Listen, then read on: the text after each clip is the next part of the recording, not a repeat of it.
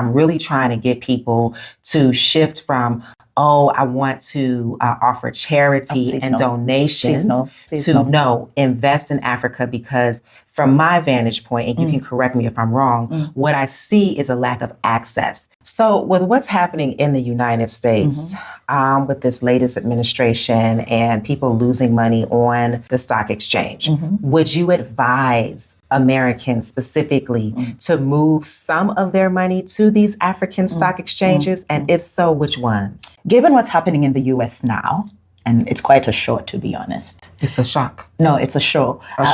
Yeah, I've taken out that shit show. Oh, okay. It's a shit show. Yes. You're my first and only African-American friend. So I have learned a lot from you. I feel honored. I gave her some grits last night.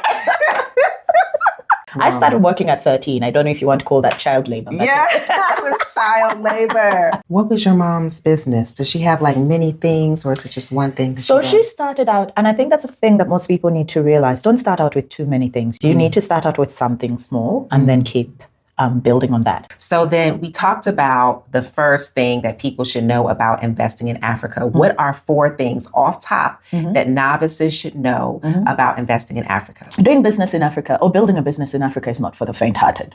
That's a fact. No, fact. I'm not even going to lie to you. You've got the Chinese trying to get all up in here. You've got Russians all up in here. You've got, if there wasn't an opportunity, they would not be here.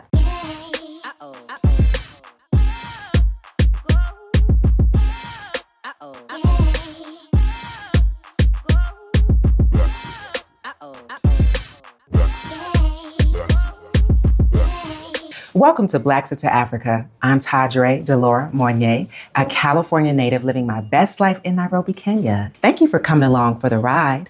I hope that you are informed, entertained, and inspired to BLAXIT to Africa. Today, I have a very special guest, my homegirl, Gdha Kavuma. She is the reason why I'm here in Nairobi, Kenya. I had plans to move to Kigali, Rwanda, and she showed me her Nairobi. She took me to her favorite restaurant. She had me doing yoga in Karura Forest. She introduced me to her people. And she basically just became my mom in Kenya.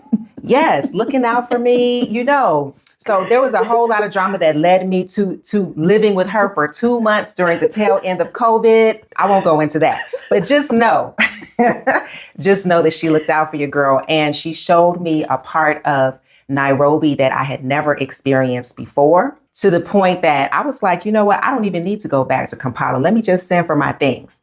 So here we are. And people have been asking me about investing in Africa.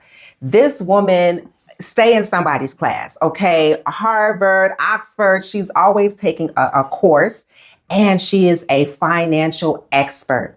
C-suite, board member, all of that. I'm gonna let her get into what her credentials are so that you know you can trust her advice. Come on in. That is such a glowing intro, Dre. Thank you so much. And I'm glad we're finally doing this. Yes. Yeah. This has been in the making for months. So, you know, she's a difficult woman to catch up with. Never. World traveler, you know, all of that. So we're happy to have her in our studio / home. Okay. Our home. It's our home. Okay. So, yes, it's our home. Because every time she comes to Nairobi, because she since went back to Kampala, but every time she comes, she graces me with her presence. And she's always bringing me yummy honey and teas and shea butter from Uganda. Okay. Tell the people like who you are, what you do, why you're an expert in this field. No pressure whatsoever. As Joy said, my name is Gdha Kavuma. My English name is actually Gladys, but Gladys in Luganda, my language, is Gdha. I don't know how they translated that. And I prefer to be called Gdha. So I am a Ugandan-born Pan-African. I say Pan-African because I have lived, worked, and studied in Kenya, South Africa, and Uganda, and I call all of these places home. I have such a passion for Africa. My best places to travel are actually around the continent. I'm trying to discover a lot more about West Africa, which I didn't have before. And I have a background in commercial banking. I did do about 15 to 16 years in commercial banking. And then moved into investment management, and then moved into venture capital now, setting up our fund to invest in climate adaptation solutions across Africa. In my banking life, I was a trader. So I traded fixed income, which is bonds, and foreign exchange, your FX. So I did have to nerd out a bit on the books, learning financial mathematics, how the financial markets work, how you price an asset, all of that. And then as I moved into investment management now, that was now dealing with unit trusts, which is what you call mutual funds in the US. So I did a bit of that before branching out on my own to consult for startups. Now setting up a venture capital fund, which will allow me to invest in promising businesses across Africa that are helping solve the climate crisis. I don't know if I'm a financial expert, but I have been around enough to see what has been happening on the continent. And I also have the benefit of having grown up and having been raised by an entrepreneur, my mother. And it's because of our mom running a small business in Uganda that we were able to get a good education and get to where we are in life. From a small business? Yeah, from a small business. What was your mom's business? Does she have like many things, or is it just one thing? So she started out, and I think that's a thing that most people need to realize. Don't start out with too many things. You need to start out with something small and then keep building on that. So what my mom started off doing was importing. From where? So she used to import stationery, basic things, you know, envelopes, notepads, pens and paper, pens, staples, staplers, just your office stationery. Yeah. And that's stuff that you use on a day-to-day, and you use them in the office, you use them at home, you use them at school, and the demand is constantly there. Yes. The demand is constantly there. So she started off with office stationery, moved to office furniture, which is now your desks and your office chairs, your ergonomic chairs and everything. Wow. And then from office furniture, she then branched into home furniture. So your sofas and your beds, your mattresses, sofa sets, kitchen, your dining tables. Whenever you think about business, you have to consider whatever you're putting out for people to buy, how frequently will they buy it? Yeah. And these are all things that people need day to day. They need stationery. They need office furniture. They need home furniture. Yeah. So basically, she'll always be in business. Yes, she will. She will. After school, we'd go sit in the shop with her, sell pens, write out receipts. Wow. I started working at 13. I don't know if you want to call that child labor. Yeah, that was child labor. So the main reason why I wanted to have you on is because you know that I work with people who are seeking to BLAXIT, seeking to move to Africa. And people have many questions like, what type of businesses should they open? How can they invest in Africa? I'm really trying to get people to shift from, I want to offer charity and donations to invest in Africa, because from my vantage point, and you can correct me if I'm wrong, what I see is a lack of access. And what business owners need is access. And many times that's access to capital. Yep. Can you speak more to that? First of all, I love the idea of people moving back to Africa. In terms of diversity, and I keep telling you, you're my first and only African-American friend. So I have learned a lot from you. I feel honored. I gave her some grits last night. Yes. So I like that. I mean, the world is one big village, if we put it that way. So if people are moving here, then our village is getting bigger. But we always have to understand that when we're moving to different places, there are different ways of doing things. Yes. And different ways of thinking about it. So Africa as a continent is massive. Yes. I am an African and I still don't understand all of Africa. So you will find every time I go to West Africa, I learn something new. Remember earlier in the year, I went to Ghana, Togo, and Benin. And each of them, they're small countries. I mean, you could do a road trip across, and which is what I did. But they were different, even at the border points. You know, just that experience was different across each of the countries. So when you're thinking of investing in Africa, it is very important to understand which area, which part of Africa you want to go to. I would recommend, unless you are French speaking, stick to the English speaking side as well, because communication and language is the first thing. So Sub-Saharan Africa, East Africa, Southern Africa, that's Anglophone, English speaking. You go to West Africa, you've got your Nigeria and Ghana and Gambia, which are English speaking. And then majority of West Africa is Francophone. With a little bit of Portuguese. Yes. And because of language and communication, even the financial markets operate a bit different. For example, in West Africa, there is a group of 8 West African countries that share a currency and they share a stock exchange. Yes. CFA. Yes, yes, they do. So, and then when you come to Nigeria, Nigeria has its own stock exchange. Ghana has its own stock exchange. Kenya has its own stock exchange. Uganda has its own stock exchange. So you're saying the Tanzania, Francophones share a stock exchange? 8 countries. There's a group of them. Oh. 8 of the Francophone countries share a stock exchange and a currency. I did not know that. Yes, which is why I guess that's why I'm here. Yeah. I guess. So when you're talking about investing in Africa, if we're starting at the larger scale, which is the stock exchange, which everyone buying shares in publicly listed companies, it's understanding that each of these different countries operate their own stock exchange and that they're different companies listed on those stock exchanges. So Kenya has the Nairobi Stock Exchange, which is the largest in East Africa and very, very active. Uganda has a Uganda Stock Exchange. Then you've got the Dar es Salaam Stock Exchange, which is in Tanzania. Then, of course, the Johannesburg Stock Exchange is the largest, is one of the largest in South Africa. Funny thing, Botswana has a really, really massive stock exchange. It's a small country, but it's a wealthy country. So it has one of the most stable stock exchanges and largest one by market capitalization, meaning the value of the companies that are listed on the Botswana Stock Exchange is much higher than most other countries. Then you've also got the Egyptian Stock Exchange and the Casablanca Stock Exchange in Morocco. So when you're thinking about investing in Africa, it's huge. Yeah. There are opportunities across the different areas. So with what's happening in the United States, with this latest administration and people losing money on the stock exchange, would you advise Americans specifically to move some of their money to these African stock exchanges? And if so, which ones? You deserve to live in peace. You deserve a life free from dirty politics, violence, and constant stress. We offer 360-degree relocation services, from personal concierge support to full relocation packages, to help you build the life you've been dreaming of here in Kenya. Purchase your relocation service today at beautyisuniversal.com and take your first step toward a softer, freer life. More details are waiting for you in the description. Investing is a very personal decision. Yeah. You and I would invest for different reasons. Given what's happening in the US now, and it's quite a show, to be honest. It's a shock. No, it's a show. Sure. Yeah, I've taken out that shit show. Oh, okay. It's a shit show. Yes. It's a circus.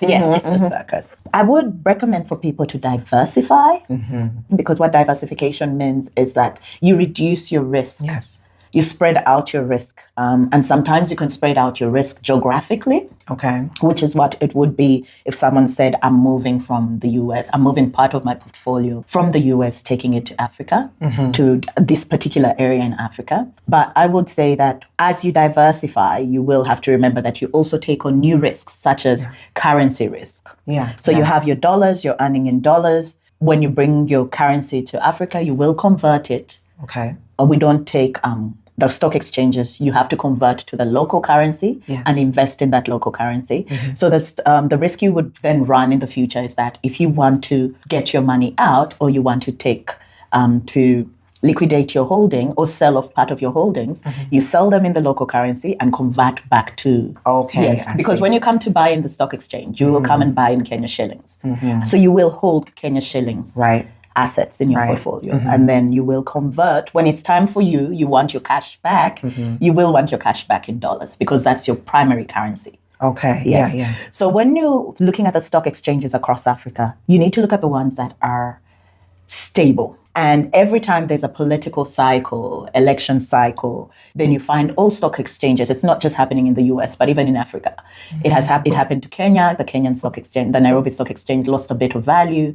And what that is called is, there's something called capital flight, where investors take their money out and fly away. So the Nairobi Stock Exchange had some really good performers, but because of the political situation, it took a hit last year. The Johannesburg Stock Exchange has been one of those that has held on. It's been steady for a while. Yeah, I was going to say maybe Joburg, Casablanca. Joburg, Casablanca, and Botswana. Botswana too. Yeah, okay, so that's Botswana. good. And Botswana. Like my friend was asking me, is there something in Kenya that's similar to what they have in Nigeria? Are you familiar with the Bamboo platform? Yes. Okay, so the Bamboo platform allows Nigerian citizens to invest in ETFs, etc. So is there something Yes. else that you would recommend similar to bamboo, maybe for people who are not African citizens? Daba Finance. So That's the it's one. all of that. Yeah. Okay. Yeah, it's all of that. I did meet the founder. I met him about 3 years back when I was in Ghana. And it was quite impressive what he was trying to do. And by then he'd only just started. Okay. But 3 years down the line and it's taking on. It's actually picking up quite a bit. So you can get access to stock exchanges. You can get access to investment opportunities across Africa off that platform. So then we talked about the first thing that people should know about investing in Africa. What are 4 things off top that novices should know about investing in Africa? Africa has the youngest population. So there's a lot of opportunity for basic sectors. Retail, real estate, people have to live somewhere. They have to dress up. Africa is many people are now digitally connected. So entertainment as well, gaming, oddly enough, transport and logistics. So basic businesses and technology as well, because people are embracing different kinds of technology as Africa develops. You've got mobile penetration. Dre, you can attest to the fact that we could stay in the house for a week and not have to leave and have everything delivered to us. That's a fact. And get everything done for you off your mobile phone. Pay right. all your bills, every single thing that you need to do. So that's an opportunity. What kind of services are offered off the mobile phone, off technology?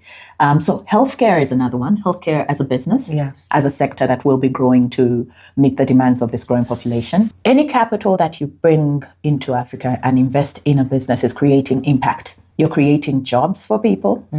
And I liked how you started off that, no charity. No. People should have access to dignified work. And they can only have access to dignified work if the businesses are getting the right kind of capital to afford to even pay pay proper salaries. A livable wage. Yes, a livable wage. Coming into Africa, when you invest in Africa, you're automatically creating impact.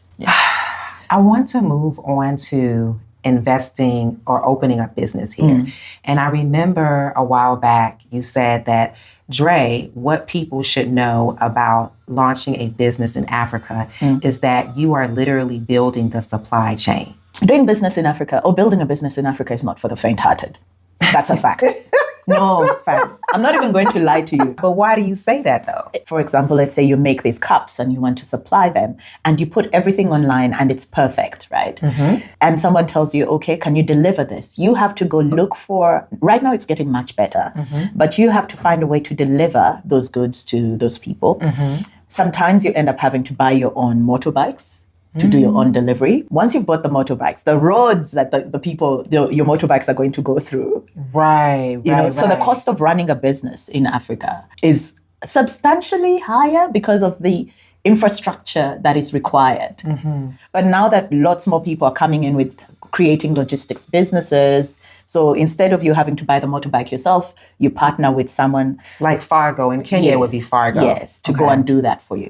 But if you're building a business in Africa, you have to think about where you're getting your supplies from. Are you going to import them? Once you're importing them, that's also another cost because there are taxes on those supplies, which you have to factor into your cup, the cost of your cup. And then you have to file your taxes. The tax regime is clear in some countries, keeps changing in other countries. And you do need to always, as you're starting up your business, you need to get your tax advice. Because there are some businesses that do get some tax concessions on tax. I think people who are in the tourism sector, tourism and hospitality, there are some tax benefits that they can get there. I know in Uganda, there's some for the hospitality sector. But whichever sector you're coming into, it's best that you find out about the taxes that you will have to pay. You also now have to think about the statutory contributions. If you employ people, you do have to pay what we call the Social Security, their retirement fund. And some businesses, it's not mandatory to provide healthcare. Right. It's not mandatory, but it's only good practice. Of course, there are labor laws that you would have to look at as well. Yes. Yeah. There's no minimum wage per se. So in a way, it makes it easier for you to hire people. There are minimum wages, in some just countries. not enforced. Yes. Building and running a business in Africa, it is possible.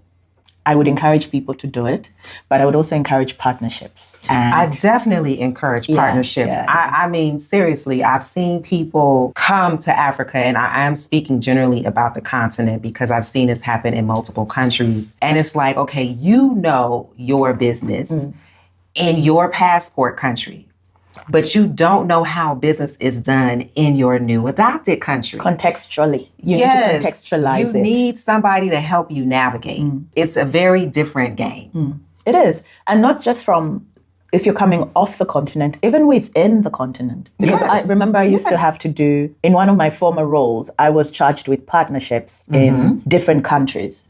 So going to Ethiopia to set up a business in Ethiopia from Kenya, much as their neighbors, it's a totally different ballgame. Yes. So we needed to have partners in those countries to help us navigate the regulatory space, the statutory obligations. Just and a culture. Lot. Yeah, culture. And yes. culture. Culture is the most important thing. Culture is actually who are you dealing with? Do you understand the culture? We should always look at, if you're coming into Africa, you've decided BLAXIT. And I like what you're doing because you're trying to open up the doors for other people. And you're making all the mistakes for them. Yes. You're making all the mistakes for them so they can learn from you. But if you're not thinking about opening doors for other people as you're doing all of this, then really, what's the point?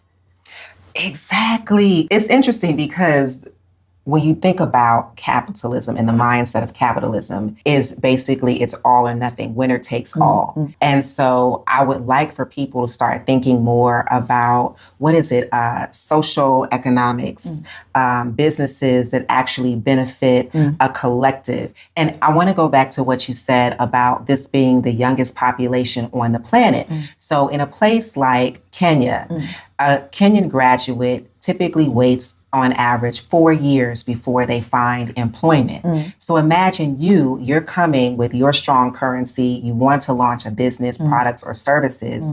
You have a young populace that is hungry, they're educated, they're industrious, and they're ready to work. So they just need a little bit of training, right? And also they will be training you as well. Yeah. Hopefully you'll hire someone who is empowered enough to tell you, I don't think we should do it that way because this is not how we do X, Y, and Z. I also want to go back to what you said about the supply chain. I came up with this amazing idea to do this specialty sneaker line. Yes. Very unlike her mom. Like, I'm not thinking about what the masses need. I'm like, this is what I want on my feet. Yeah. And we have such great leather in Africa, period, particularly East Africa. One of the things that was disappointing to me is that we don't really have a lot of nice leather shoes specifically for women. I feel like there's more out there for men. So I'm like, you know what? And I like funky stuff. Let me do this specialty sneaker line. And I want it to be by Africans for Africans. And then thinking about that supply chain, I'm like, okay, the materials are going to be coming from Asia. And do I really want that? The soles, the inner soles, the outer soles, maybe the only thing that would be sourced here would be the fabric. And then just thinking about who actually has the technology to build this shoe in large quantities. That's definitely something to consider. No, it really is. The lifeblood of Africa is small businesses. It really is. That's what most economies run off. We've got the major factories and manufacturers and all of that, but most Africans, and you are right, Africans are very, very industrious, entrepreneurial. Access to capital is still a challenge because banks are traditionally risk averse and small businesses are deemed to be even higher risk than a corporate or manufacturer that is coming for a loan from a bank. So you find all these brilliant businesses, small business owners who are not able to access credit, and yet they need the credit for working capital to grow their business. That's right. And it becomes so much of a struggle trying to keep the business running. They'll still have to pay their taxes. They still have to pay the employees and all of that. But I think if there was a way to channel funding or finance into these small businesses, it would make such a big difference. So, for example, with what you wanted to do with the sneaker range, you'd go to a university, find someone who's maybe doing industrial design, yes. And you partner with a university that maybe even has an accelerator or incubator and tell them, can we sit down and design this? It becomes a final year project. The university could even fund a bit of it. Wow. Right?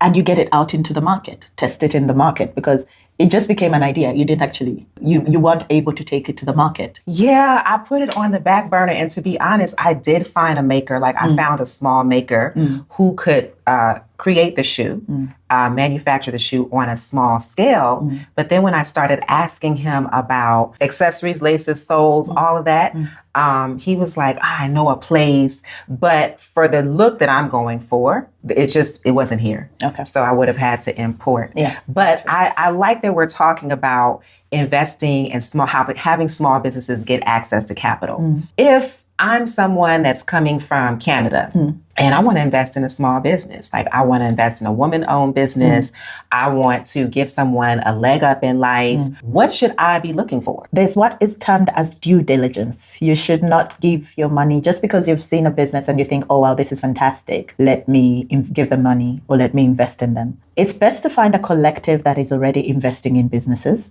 Okay. For example, I'm a member of the Nairobi Business Angel Network. So angel investors are the first people to cut a check after family and friends. They're the first people to cut a check to a business, to invest in a business. And because it's a collective, your $1,000, your $5,000, $10,000, it adds up because you're doing it as a group. Yes. So if you're coming from, say, Canada, and you've identified that this is a country that I'm interested in, I'd like to support people in, say, Kenya or Zambia, there are angel investor networks in those countries, and they always take on new members. Reaching out to them and saying, this is what I'm interested in. That's one angle through the angel network.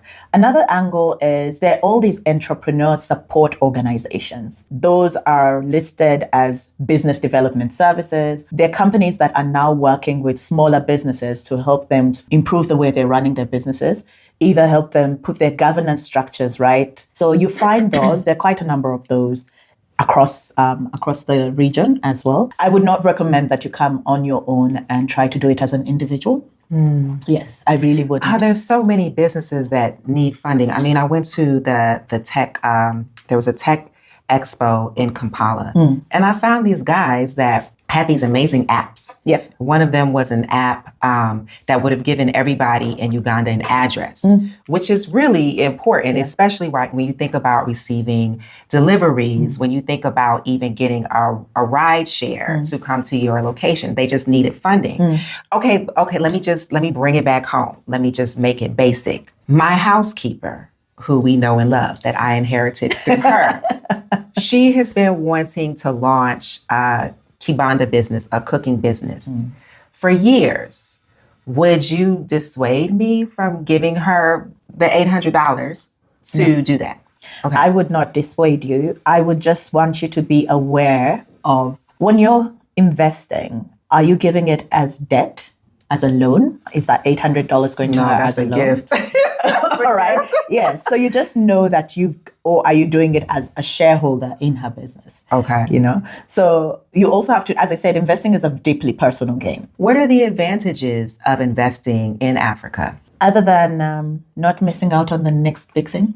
Okay. Yeah. So, talk more about that. You know, right now in the financial space or in the investor space, if you even look at a global level, there's so much attention coming to Africa. You've got the Chinese trying to get all up in here. You've got Russians all up in here. If there wasn't an opportunity, they would not be here. So is it only for institutional investors? But even retail investors, retail being individuals such as you and I, retail investors. Okay. There is something for everyone if you have the heart for it. Because a lot of what's going on in Africa now is still formulation. We're still a very young continent in terms of our systems and practices. We've always had an issue with data. As you said, we don't have addresses. Tell you by that mango tree, there's a green gate, come to the green gate. Yes. And God forbid, there are two green gates, and one is bright green and the other is dark green. My favorite is the transformer. Look for I'm like the transformer. Yes. So something as simple as that. But they are... The opportunities in Africa is that because it's still young, there's still an opportunity to shape the businesses, to shape the solutions that are going to make the future better for Africans. You actually have to put some cash there and then come in and participate. It can't be a desktop activity. But if you're here, if you're participating, then there's also that oversight, or you get to know more of what your money is doing or where it's going. Do you mind if we talk about what was Sis's name? Zambia, the one that happens Nzambi. in Zambia. Can we talk about her? Of course. Okay, of great. Of course. And you can share clips of her videos. Yes. I've been waiting. Okay, so she took me along with her to visit a business that she was interested in investing in. And this woman, like, she's amazing. She basically takes plastic and recycled discarded plastic, and she turns them into bricks for construction and also roofing. And she talked to us about how she had done all of these incubators for naught. And I wanted you to talk about how you would go about investing in her business and why you feel like she's a business worth investing in. Okay. So Nzambi, and this is Jenge Makers, that's the name of her company. She's a materials engineer, educated, and pretty young. She's in her early 30s. What I liked about Nzambi, so she's part of you'd say she runs a social enterprise. She has full-time staff of about 23, but within her value chain, the people who go and collect the plastics and sort it, she hires about 265 people in her chain, in her value chain. Yeah. And she created this value chain. She created it. She went and recruited these people. Some of them are street kids and all of that. So taught them how to look for this kind of plastic, because there are all these different kinds of plastics. Sort it, put it this way. This is the quality. This is what we're looking for. So she's been running it for 5 years. She's been getting grants. Oh, good. Yeah, so she got grants to do a bit of that because it was a social enterprise. Okay. But many entrepreneurs in Africa do not want, grants. You do not want to become a grantpreneur, if you can call it that, where you're just waiting for free money to come to you. Yes. So you do need the capital to keep running your business steadily, So with Nzambi, how I would go around, when I met her, I had her pitch at an event and I said, wow, this is amazing. I'm interested in your business. Let's go have a look. So part of what I do then is she shares her information. This is the pitch deck. This is what my business is about. This is how much we have made so far. This is how much we're raising for the next stage of our growth. Yes. This is what we're going to use the money for. Whether it's hiring new people, fabricating, bringing in new technology. And remember, what I also absolutely loved about Nzambi is that she fabricates her own equipment. Yeah. She makes equipment. She makes her own equipment. She makes her own equipment, and she's also making it now for another similar business in West Africa. What? Yes. Oh, wow. Yes. So I would then look at what is the future of your business growing? What does it look like? Is it possible? Is there a possibility of it scaling? Can we take this business model, how you're running this business, to other countries? How many more people would pay for this service of yours? Yes. So I think she's got about 3 revenue streams that I was looking at. So there was the end product, which was the pavers and the bricks and the roofing tiles. Okay. Yeah. And those she could sell to you and I if we were building a house, or to a business, to a larger business. Contractors, construction, or even the government. The government that wants to make public walkways, running tracks, or clean up parks or whatever. Then the other revenue stream that I saw was this machinery, this equipment that she's fabricating. She can sell it to other businesses as well. So that was something else that I saw that she could do. And then, of course, coming right at the very beginning, given that she's taught people to look at the recycling business and the circularity business, she's got a workforce that she's trained. She can also do the same for other similar businesses. Training. There's training, but there's also sorting out the plastics that they would need if they're making a different kind of product as well. Okay. Yes. I liked that there were ways you could split and dice her business. And that's what I was looking at. The fact that it's female-founded business, very young, very energetic. She can bring the cost of her production down even as her business grows because she's the one making her machinery. She doesn't have to import it from China. Now, you mentioned that you went to a conference where you heard pitches. What conferences would you advise people who were novices to this space in Africa to go to? Okay. And let's concentrate on Kenya, Ghana, and South Africa, because these are the top 3 countries where people from North America are migrating to. I attend these conferences because of work. because of our the venture capital fund that we're setting up. I'm the venture partner, so my role is to actually go out and look for businesses. And so I go to their annual conferences, luckily, and they're those that are sector specific. So there's the Africa FinTech Summit for anyone who's interested in financial technology, financial inclusion. That happens. I think there's one in Cape Town later this year, but sometimes they also have one in London, so that they get the they can get the Europeans involved as well. Okay. And then there was the Africa Climate Week. That is for anyone interested in sustainability, climate solutions. Last year's one was in Nairobi. There was one in Nairobi, and that was organized by Africa Arena. Then there is the Africa Impact Summit that's going to happen in Ghana. Actually, that one's coming up in June. And that's for impact investors or people who are interested in what impact investing is. And that's happening in Ghana, 11th to the 13th of June. But that's an annual one as well. Then there is the Africa Venture Philanthropy Association.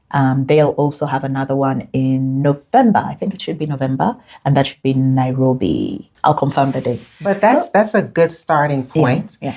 And before we wrap this up, I wanted to ask you, what are the absolute don'ts? We did cover some. Did we leave some out that you want to mention? Do not invest in businesses that you do not have an interest in and are not willing to wait it out. Some people say do not invest in what you're not familiar with. I would say if you are interested enough, you will learn more about it, and that makes it then familiar to you. Okay. Yes.